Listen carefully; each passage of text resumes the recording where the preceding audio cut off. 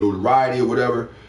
Tonight, a lot of people are in their bags because Rusev is on Team Authority. Correct me if I'm wrong, fans, but Rusev hasn't lost a match. Now he's a champion. That probably got a lot of you people out there thinking that the Authority automatically has this hands down. I'm going to give you two scenarios in Hawk's bottom line. When we talk about, actually, I'm not even going to talk about it in the bottom line. I'm going to talk about during that match results that we're about to give. There are predictions after the commercial break or after our music break, how this match could actually turn out in favor of Team Cena based on not only Rusev losing, but not being pinned or tapped out to lose. And no, he's not going to lose the same way the Big Show, Mark Henry, and Big E lost in their first times, passing out instead of getting pinned or tapping. That's not going to happen. But I digress. I'll let Angle finish, and then to finish off the soliloquy, stop having the United States be made a mockery of. If you're going to have wrestlers wrestle that guy, and he's supposed to be over and build up his legacy to fight a John Cena for a belt, or a Brock Lesnar, or a Roman Reigns, whoever they're building this guy up to fight in a main event at WrestleMania, or building him up or whatever. If you're going to have him win matches, just have him win matches. Stop putting this United States theme on it, because you're giving a lot of people horrible feelings. We are Americans. One fucking Russian is not more important than all of America. Fuck that Russian. And he's not even Russian, he's Bulgarian. And his little, what did The Rock call her? His little Soviet streetwalker is not fucking Russian either in real life. So at the end of the day, fuck them. I have not seen one person with this country versus country have an impact like this negative to the WWE and the United States of America. Yes, other countrymen have won, William Regals and Cesaros and all that type of shit, and made people feel like, oh, god damn it. But not to the point where it was like everything not only was in their favor to win, but every time they fought anybody, it has to be Canada versus United States, Frenchmen versus United States, Jamaicans versus United States. Like, no. Just get the fuck in the ring and compete, goddammit. So yes, if you want to build him up and you want to pop him up and make him look like he's dominant, do that. Like you were doing for the first few fucking weeks and months of his career in WWE on Raw, SmackDown, and the occasional main events or superstars appearance that he made, because he came directly out of NXT while he was still NXT. I didn't see every NXT guy talking about, this is America, we speak English, and everybody he fought had to go through, I apologize, Banner, everybody he fought had to fucking be some United States themed shirts and talk about USA waving the flag just to get decimated and embarrassed. Let's remember where we are. This isn't an independent wrestling federation where the people who send in the most internet favorite storylines, like, oh yeah, instead of doing Barry versus Mario, do Barry versus Hawk. Whoever sends in the most Barry versus Hawk, that's what we're going to do that night. No. This ain't no flagship, stick death, jump off the top of a roof through a plexiglass table, fake shit. The WWE is a multi-billion-dollar company who pays some of their top athletes millions of dollars. I'm pretty sure you can put that guy over by having him win matches. Hell, Goldberg, even though he did not win this many matches, they were just writing on the fucking card. 1 week he'd be 3-0, next week he's 25-0. Where the fuck is the rest of these matches that he had? He didn't fight that many times on Nitro. But that being said, they didn't make everybody Goldberg fight when they was building that fucking undefeated streak. It got to be some foreigner versus some American. When The Rock sold out and stayed the corporate champion, they didn't make everybody he fought the pretty boy American versus some Iceland guy or something like that. They didn't make it a country versus country thing. And if it was for like that one big main event. They built it up through the Raws. Then with the acquisition of SmackDown, they built it up through the SmackDowns. Then when you got to the pay-per-view, boom, it came to a culmination at the pay-per-view. You saw the end results. The next night on Raw, they come out and talk about how they won or how they lost. Then it's on to the next one. They do not keep, oh, it's America versus him.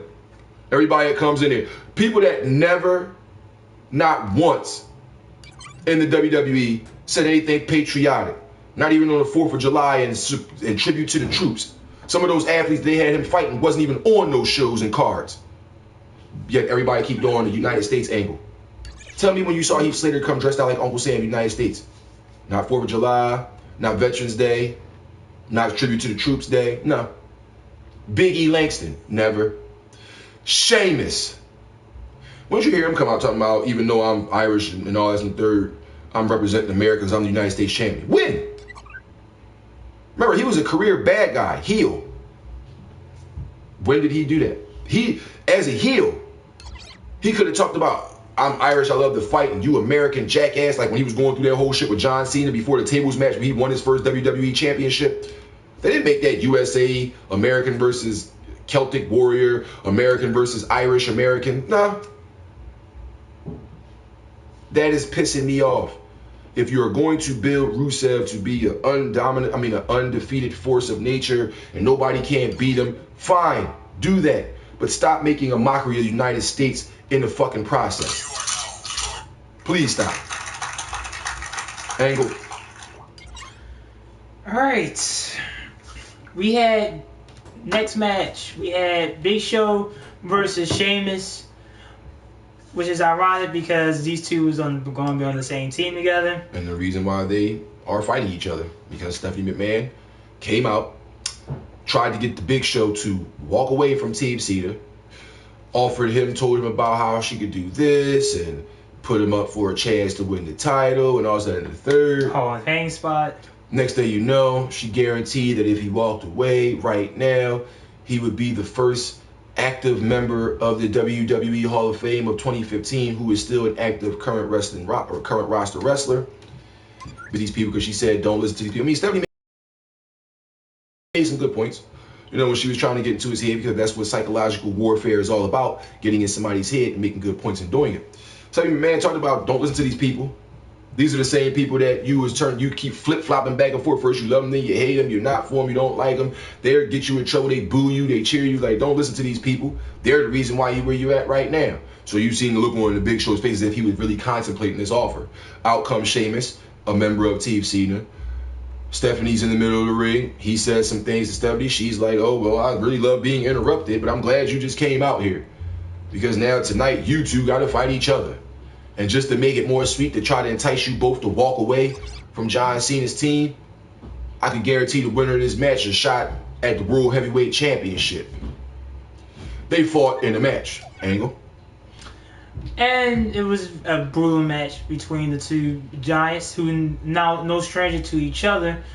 But the match in a no contest because of the fact that Rusev and Mark Henry came out and pretty much decimated both Big Show and Sheamus to the point where Sheamus was getting a World's Strongest Slam through an announce table and was put out of Survivor Series. Now, I'm not gonna lie. You guys have seen Sheamus get put through a table 3 nights before a pay-per-view. Then be at that pay-per-view and win. Now he gets put through a table. He ain't gonna be in the match. He's injured. Get him out of here. Good job, WWE. Good job, WWE. Where the fuck is Randy Orton, by the way?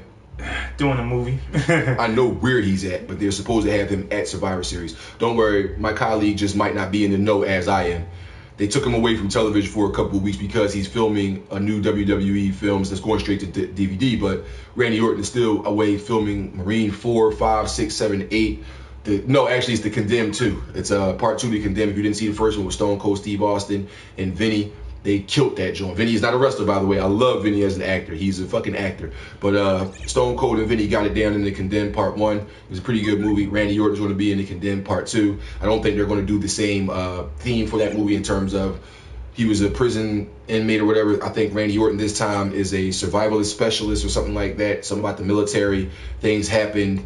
So you guys look out for that coming from WWE Films shortly. But Randy Orton was taken off of television for these 2 weeks to go ahead and do these movies. If you guys didn't see a couple Raws ago when he went against the Authority and beginning his face turn, tonight was supposed to have been an impactful night. Because either A, Randy Orton is going to come out and screw the Authority because Seth Rollins may be the last man standing for that team. Just based on how he's the leader and all, they're not going to have him out there first. And Randy Orton might come out there and cost him that match. That was what they were dubbing. And I want to give a little breaking news. Shh, don't tell nobody. Don't tell nobody. Tonight, live on WWE Survivor Series, there is a rumor circulating that we may finally see the man from the rafters making his appearance in a WWE arena. Not sitting on the sidelines in the audience with a ticket saying he's here, smiling, but with the actual face paint on in the middle of the ring, either plugging what's going to happen at WrestleMania, what he wants to do, or the current WWE 2K15 video game. Who might that be?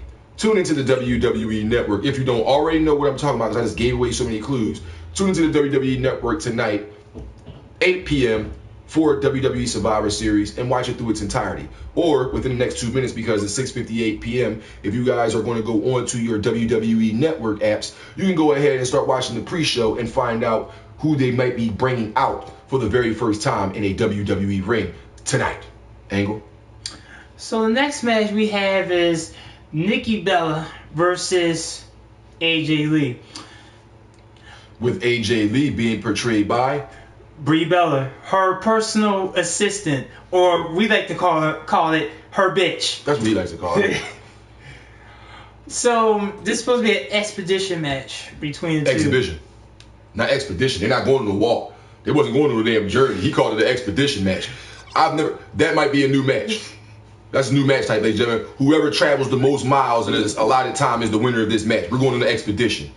Whoever packs their backpack with the most, I guess, tree-huggingest materials, Daniel Bryan,